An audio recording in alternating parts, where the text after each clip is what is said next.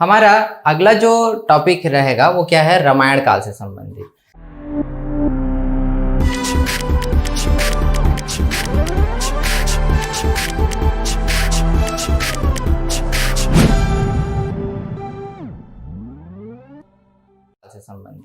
हम देख रहे हैं कि वैदिक काल के अंतर्गत महाकाव्य काल और उसमें बेसिकली रामायण काल और महाभारत के काल में छत्तीसगढ़ के संदर्भ में क्या क्या जानकारी है।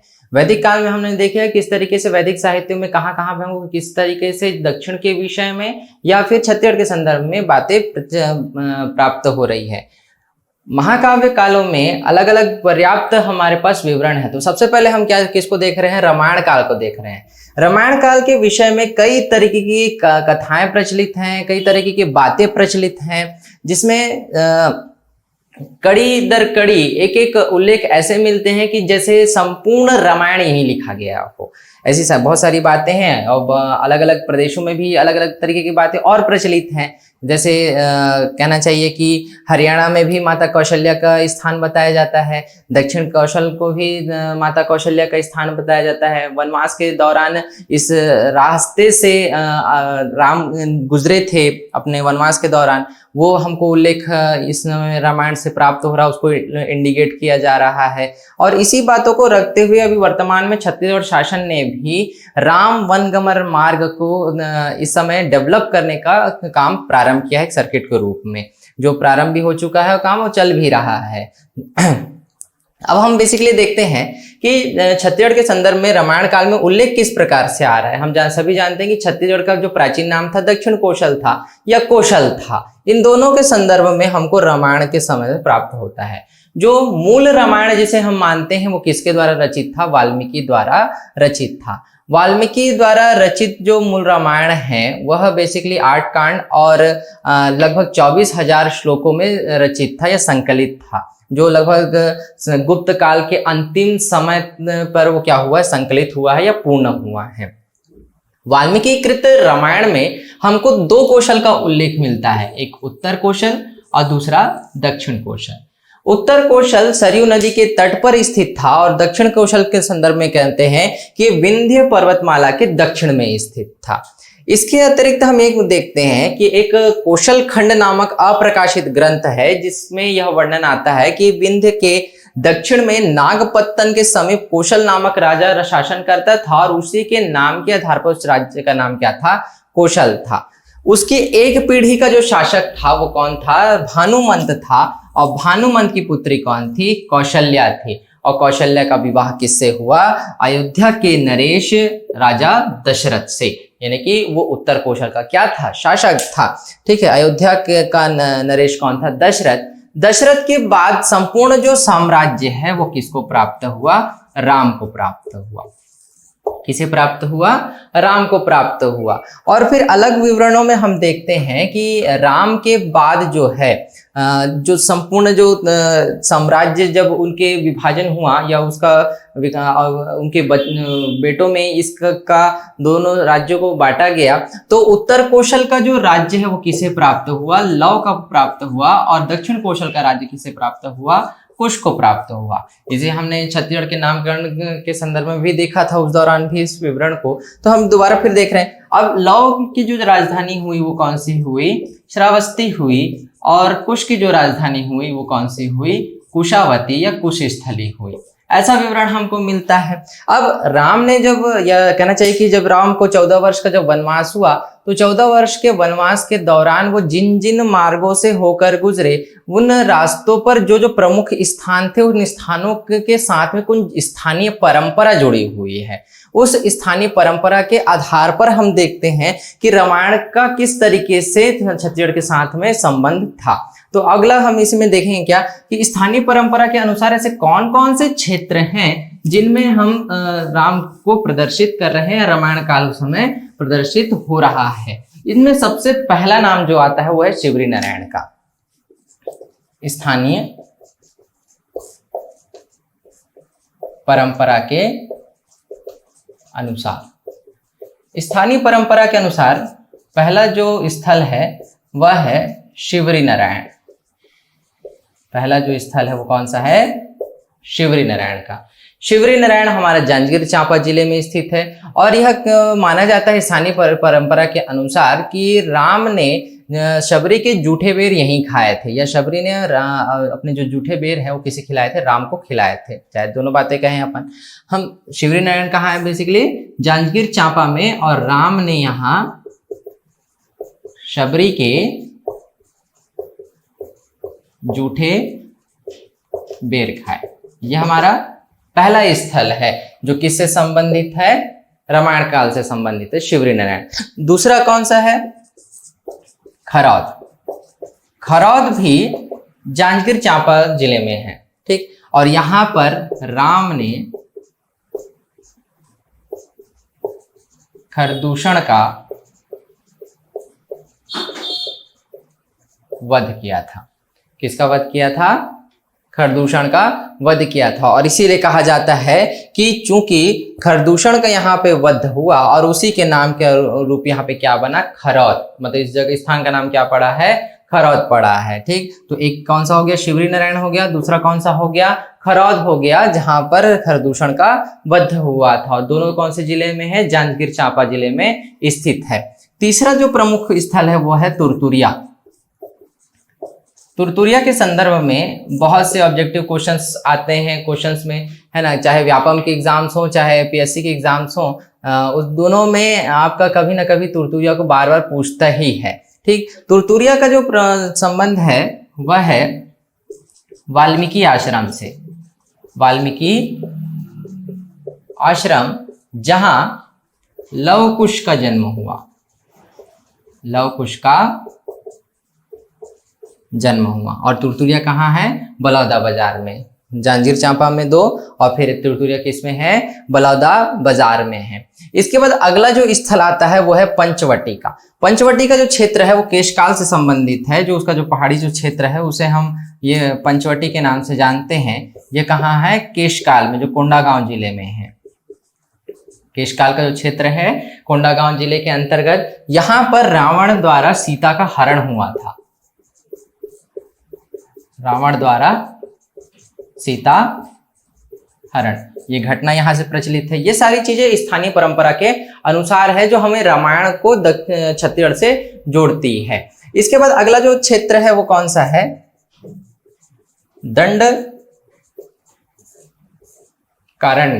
दंडकारण्य जो बेसिकली बस्तर का सघन वन वाला क्षेत्र है। दंडकारण्य बेसिकली दंड नामक राजा का ये शासन हुआ करता था, जिसे शुक्राचार्य ने जो शापित किया। शापित करने के बाद ये कहा कि संपूर्ण जो तुम्हारा राज्य है वह घने जंगलों के रूप में क्या हो जाएगा, बदल जाएगा, परिवर्तित हो जाएगा। तो शुक्राचार्य के श्राप के बाद ही कहा जाता है कि दंड का जो संपूर्ण जो साम्राज्य था वह क्या हो गया, जंगल के रूप में या अरण्य के रूप में क्या हो गया, व्याप्त हो गया। और चूंकि ये उसका साम्राज्य था इसलिए इसका नाम क्या पड़ा, दंडकारण्य पड़ा। और दंडकारण्य का उल्लेख हमको रामायण में भी मिलता है, जो बेसिकली किसका क्षेत्र है, बस्तर का क्षेत्र है। और ये माना जाता है कि राम का जो वनवास का आधा से ज्यादा समय जो है वो यहीं बीता था। रामायण का जो आरण्यक कांड है, रामायण के आरण्यक कांड, इस आरण्यक कांड में दंडक वन का उल्लेख मिलता है, जो कहाँ है, यही है, ठीक है। किसका उल्लेख मिलता है, दंडक वन का।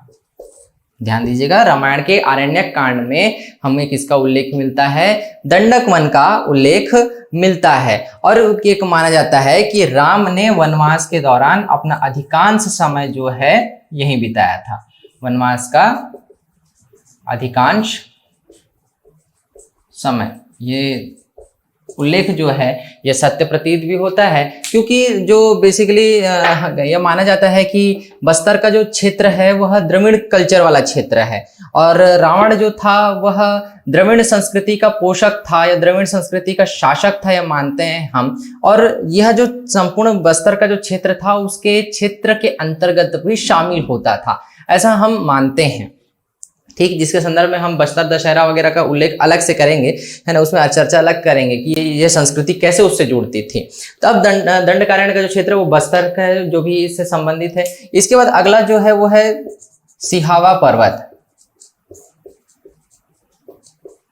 सिहावा पर्वत श्रृंगी ऋषि का आश्रम है। किसका आश्रम है? श्रृंगी ऋषि का आश्रम है। सिहावा पर्वत के विषय में सब लोग जानते हैं। रामगढ़ की पहाड़ियां, रामगढ़ की पहाड़ी कहाँ है? सरगुजा। रामगढ़ की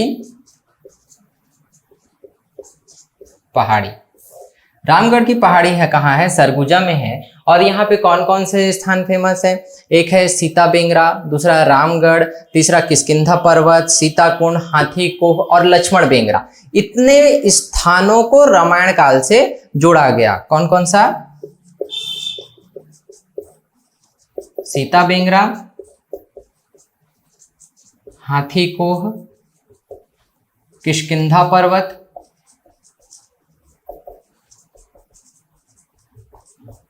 लक्ष्मण बेंगरा,